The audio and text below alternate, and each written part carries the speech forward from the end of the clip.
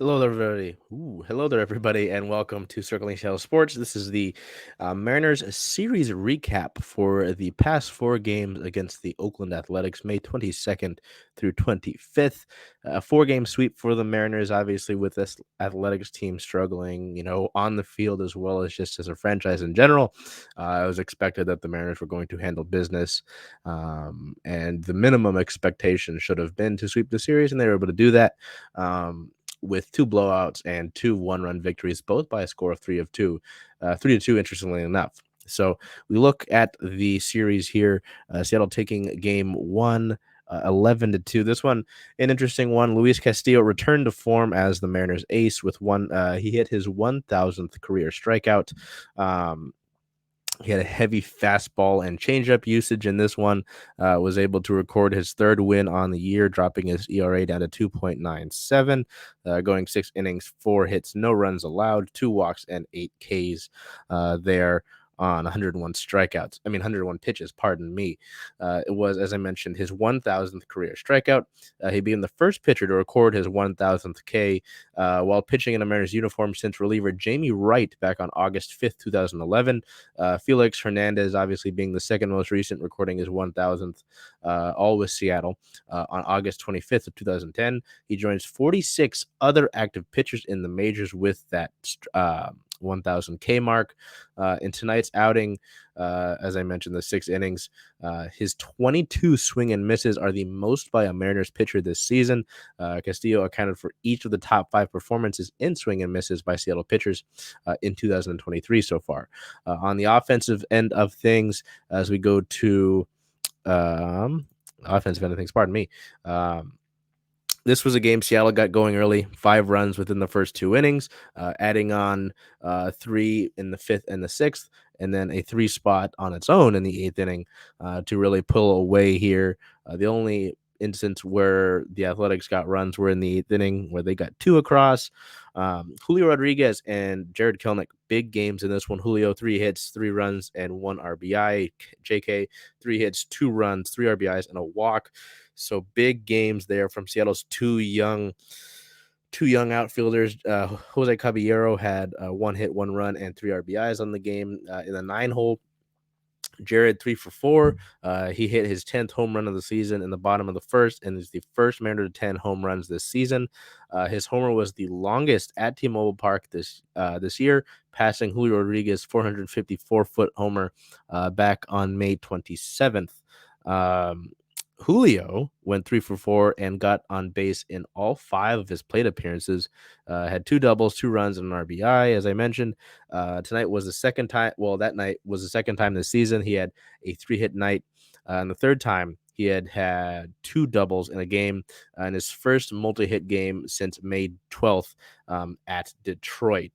So that one, again, as I mentioned, game one, especially against this Oakland team, is expected to have this sort of result where you go and blow them out.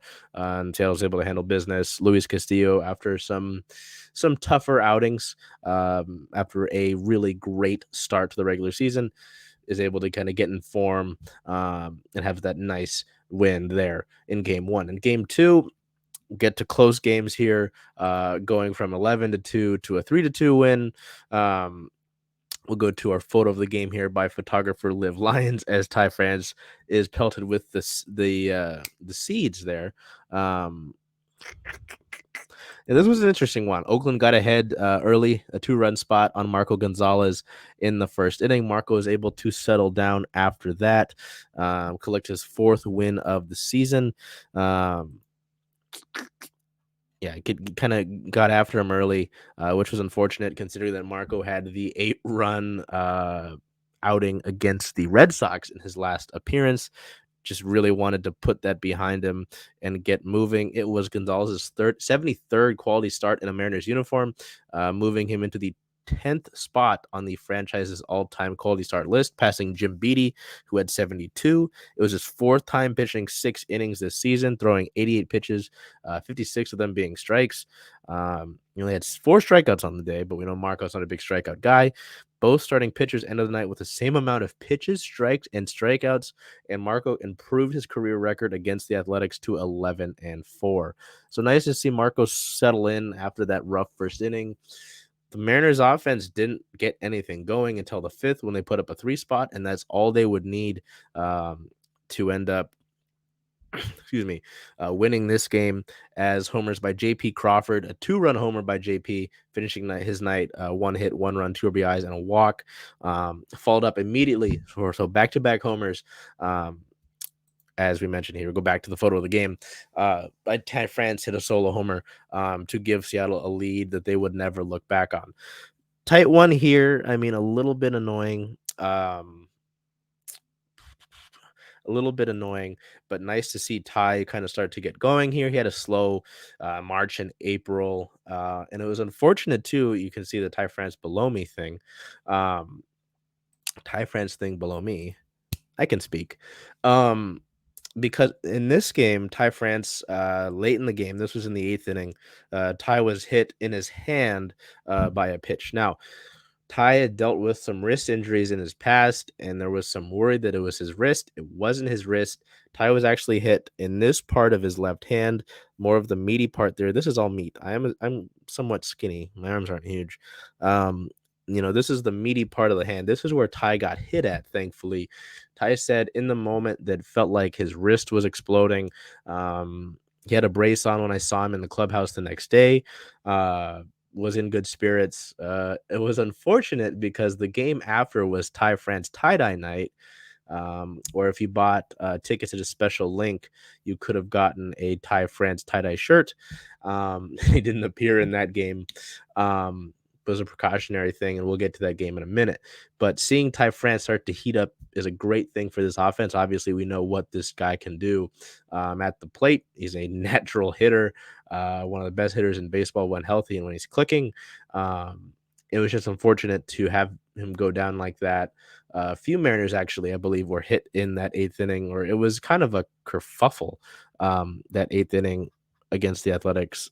Trevor May actually had replaced Richard Lovelady in that one. And if you don't know, Trevor May had actually come up off of the Athletics IL with anxiety. He had been dealing with anxiety. The first batter he faces, he hits Ty France. Unfortunate. He wasn't trying to hit him. And then the next batter, so Ty goes to first. He's later replaced by Sam Haggerty as a pinch runner. And then Julio Rodriguez hits a ball foul. It goes out to the right field corner, and it barely clips a fan's glove. Ramon Laureano can't catch the ball. The fans at T-Mobile Park didn't like it, but it is fan interference. It touched the fan's glove. It was still technically in the field of play. It's fan interference. I understand that the ballpark was upset with it, but it's the right call. So Julio is called out. And then Jared Kelenic flies out, boring. Sam Haggerty still second base, and then is able to get to third base on throwing error. Then Eugenio is hit by a pitch, and that was unfortunate because earlier in that game, we'll get to it as we get through the series. Gino gets beat up a little bit throughout the course of the series. Gino gets hit by a pitch, so 2 players get hit by a pitch. The fan interference call, and then Cal Raleigh flies out to end it. Very wild 8th inning, very bizarre. Seattle is able to close it out here as Paul Sewald gets his 10th save of the season. Again, very wild, but nice to see that the Mariners got that win. Second game in a row. Nice to keep that moving. So we go over to game 3. We got another blowout victory. Seattle wins 6-1. Bryce Miller continues his historic start to his young career, facing these same Athletics that he debuted against earlier in the month. A 5-run 4th inning really powers the Mariners to a huge Oh yeah, the 5 run fourth inning was huge. Teoscar Hernandez later adds a solo homer to break an 0 for 11 streak for Teo. So nice to see that happen, and he just looks really happy when he's got the trident in his hand. Um, yeah, this one kind of quiet. The Athletics didn't get a run until the seventh inning. That 5 run fourth inning really powered the Mariners there. JP Crawford, JP continues a really strong start to the year. 2 hits, 1 run, 1 RBI. Um, Sam Haggerty had a good game as he filled in for Ty France at first base. He had never played first base before. Talked to infield coach Perry Hill, aka Bone, one of the best infield coaches in the game. You could argue he's the best. And talked with Ty about playing first. So that was nice to see. AJ Pollock had a solid game, 2 hits. Cal Raleigh, 2 hits, 1 run, 1 RBI, 1 walk. So Cal really kind of filled up the stat sheet there. But Bryce Miller, I mean, 6 innings pitched, only 2 hits allowed, and only 1 walk for 6 strikeouts on 90 pitches. Bryce Young. We're not talking about the Panthers quarterback. Bryce Miller continues a historic start to his young career. Through 5 starts, he's 3-1 with a 1.15 ERA, with 3 walks and 28 strikeouts. His ERA is the best all time amongst Mariners starters through the first 5 of his career starts, ranking above James Paxton, who is at 1.16, and Felix Hernandez, who is at 1.75. Miller extended his streak of 6+ inning starts with 5 or fewer base runners to 5 games following tonight's outing, which is the longest streak to begin a career in Major League history. He also tied the Mariners' record for the longest streak of 6+ inning starts with 5 or fewer base runners allowed by a starting pitcher, joining Randy Johnson, who did so from the 28th of May in 97 to June 19th of 97. He is the first pitcher in Major League history to pitch 6+ innings and allow 4 fewer hits and 1 or fewer walks in each of his 5 starts. I mean, I could continue with the numbers here on Bryce Miller, but it's incredible to see him continue to do this. I saw him a little bit in spring training. I know some people thought that he would crack the rotation to begin the year. He wasn't able to do so. That's fine. When you looked at it at the beginning of the year, that opening day rotation with Castillo, Ray, Gilbert, Kirby, and Gonzalez, it makes sense. It makes sense. I know a lot of people get on Marco, and he just talked about Marco from game 2. Marco Gonzalez eats up a lot of innings and he gets a lot of quality starts. Now, just because you put him up against these guys like Castillo and like Ray, and that's a great rotation, one of the best rotations in all of baseball. It's tough to compare these numbers, and Marco, it goes back to the shirt that was made about Marco a few years ago. Not sexy, boring and not sexy. You know, his stuff isn't flashy. He doesn't have high velocity, but he eats up innings, and that's a big thing with Marco. He eats up innings and he gets quality starts. So, next year when Ray is back from Tommy John in May or June, uh, Seattle's not I highly doubt they'll go to a 6-man rotation, and this is far from them making that decision. We're a year away from that decision potentially being made, but Seattle's going to have 6 potential starters to work with. Obviously, in terms of if you're looking at youth, um, and potential and all that, I imagine it is Marco who is the odd man out. Um, I just I don't envy having to make that decision later on. But yeah, Bryce Miller coming in and performing this well, and his stuff looking great, his fastball looking great. He continues to develop his off speed. It's very exciting. It's very, very exciting. And you think about it, obviously Luis Castillo is great. One of the best pitchers in the entire game of baseball right now.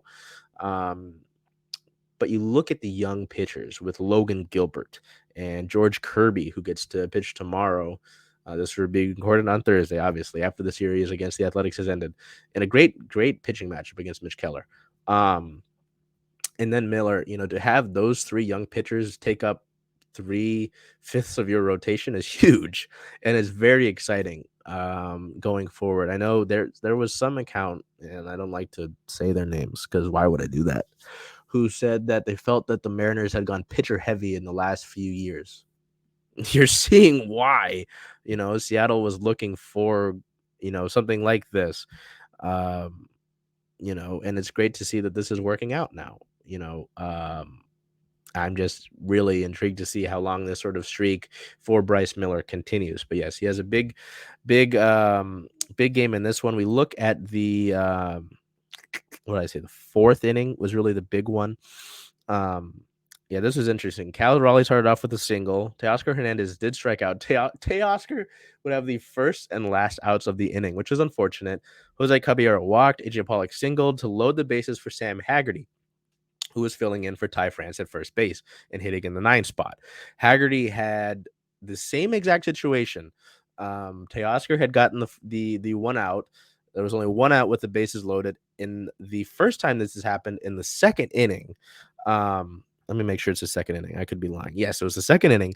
The first time this had happened, Haggerty popped out the first and was upset about that. This time he made it count, hit a double into the left field corner, was able to get a nice four-seamer at only 92 miles per hour in the middle quadrant of the zone, sent it to sent it to left field, and had a double, scoring Caballero and Cal Raleigh. J.P. Crawford kept the line moving, scoring A.J. Pollock. Julio Rodriguez singled to score Sam Haggerty. Eugenio walked to fill the bases up. J.K. struck out, which was unfortunate, but then Cal Raleigh drew a bases loaded walk to make it the 5 runs, and then Teo lined out, unfortunately. So very interesting. But that sort of single, walk, base hit by Julio, it was nice to see that sort of thing and not relying on the long ball of sorts. And then to wrap up here, game 3 of that series, we have the photo of the game here. I've been waiting on it. But Sam Haggerty, our photographer on site that day, Brian Saldana, got a great sequence of Haggerty reaching up for this ball to tag out Ryan Noda of the Athletics. A ball a little offline by Jose Caballero, as you can see. Excuse me, but Haggerty was able to use that athleticism and tag him out. And it resulted in a great photo. So that was nice to see. I know some people be like, "Oh, I've been worried about Sam Haggerty." Haggerty hasn't gotten as many opportunities as he did last year to really get into a rhythm, and he talked about that post game. Um, I mean, that's okay. You've got most of that infield now figured out, and the outfield as well, with Ty at first and Jose Caballero kind of taking that spot from Colton Wong at second base. And I'd like to see Colton kind of find a groove, but Cabby's making it a hard case to go against him. JP at shortstop, Gino at third, Kelnick in left, Julio obviously in center, and then Teoscar in right. Uh, Last year, you didn't necessarily have too much of that down pat. Haggerty was able to fill in left field a good amount. Played some second as well with Adam Frazier kind of being up and down. This year it's not as established, so it's been tough for Sam to get those minutes, but it was impressive to see him fill him at first base and do a pretty good job. For a position he never played before. You just wonder what position Sam Haggerty will not have played when his career comes to an end. So we go to game 4 of the series, which was tonight. Another 3-2 win. So their second 3-2 win in the series. This one started off kind of rough. Logan Gilbert looking to continue a nice streak, and hadn't necessarily had bad games. He hasn't really had a big bad game this season, with the most runs he's given up in an outing being at 4. But he gave up a 2-run homer to Ryan Noda to Seth Brown after Ryan Noda had doubled. And so the Athletics get that 2-run first, like they did when Marco came out. But then Gilbert was able to really settle in, and absolutely lock things down. And almost could have gone the full distance. He had 77 pitches through the 8th inning and really probably could have gone the complete game. But Paul Sewald came in to close things out and recorded his 11th save of the season. And Seattle's offense, 2 of those 3 runs was Ty France. France, in his first game back, he only missed the one. In his first game back from that 1-day off stint, hit a homer to left field into Edgar's Cantina in his first at bat. And then in the 6th inning, with things kind of hitting a lull, with nobody having scored through in the 2nd through the 5th, France hit another homer into Edgar's Cantina. and he joked about it. He said, "I'm not trying to hit the sign. Mr. Edgar would told me that it's okay to try to hit towards it in game, but not during batting practice." Um, and then kind of got serious and said he was getting some good pitches to hit. Both of those homers actually coming with pitches on the inner third of the zone. Ty had said he had been kind of hammered inside recently, so he was trying to get better at hitting those inside pitches, and it obviously paid off here. Um, Ty had the big game. I mean, Julio had 2 hits in this game as well, and he continued a nice stretch in this series, and we'll get to that here in a second. But Logan Gilbert, I mean, to really settle in after that 2-run homer to begin the game was great to see. Again, I just talked at length about the young pitching in this rotation, and Gilbert's obviously the most senior of those 3. He earned the win, goes 8 innings, allowed 2 earned runs on only 3 hits, no walks, 6 Ks, 77 pitches, 59 of them being striked. Matched his career high with 8 innings pitched, doing so for the second time in his career. The last time he did so was against these Athletics on September 30th last year against Oakland, which I'm 99% sure is the clinch game. September 30th, 2022, Mariners. Yep, that's the clinch game. Um, yeah, wow. So yeah, the last time he did that was a clinch game here at the end of the night, as I mentioned with that stat line. Um, just a great night, just a great night. To go into France's numbers here, it was his first second multi-homer game of his career. The last time he did so was with the Padres on September 1st, 2019 against the Giants. The 5th time this season a Mariners hitter has had 2+ homers in a game, the last time being May 15th at Boston. It was Cal Raleigh, when he had homers from both sides of the plate and one over the Green Monster, where a fan flipped him off. He had homered in France homers in back-to-back games for the first time of the season. Last time doing so August 28th of last year through August 30th. His second home run tied the game at 2-2. Yeah. So as I mentioned, I mean, to see Ty continue to heat up is a great thing. And to get him going is pretty great. I know there's, again, some worry after he got hit on the hand that this would be an injury that would cause him to slump or we'd see him hit the IL. And luckily, we didn't see that. I know he said that he's going to be wearing more padding. He says if they make it, why not wear it, just as a precautionary thing? Because obviously he's battled through injuries throughout the course of his career, and we've seen in his time with Seattle those how the injuries can affect him. One of those things I want to talk about, though, that's not Ty, and I just mentioned it, is Julio. Now, there's been concern for Julio to begin the year about how he hasn't looked the same as sophomore slump.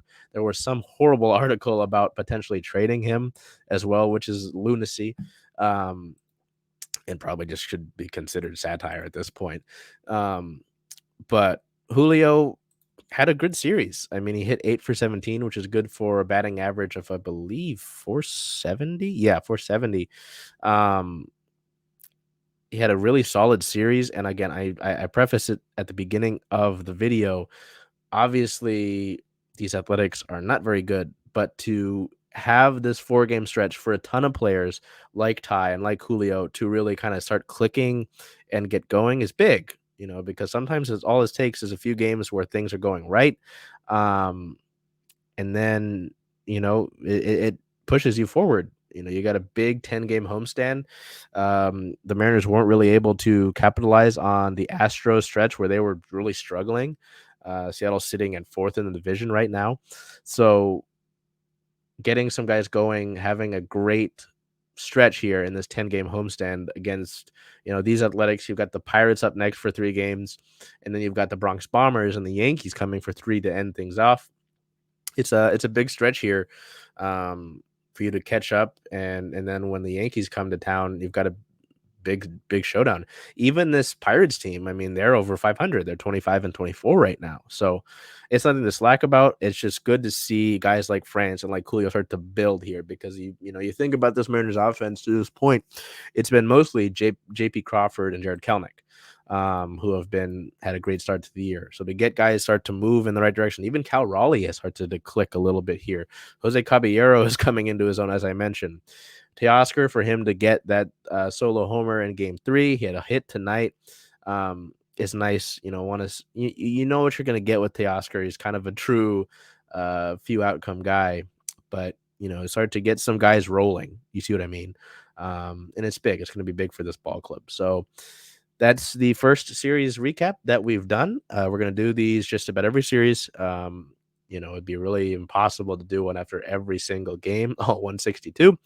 But nice to recap the series, what happened, and to look ahead. So, yeah, you've got the Pirates up next for 3 games, and then the Yankees to close out a 10-game homestand.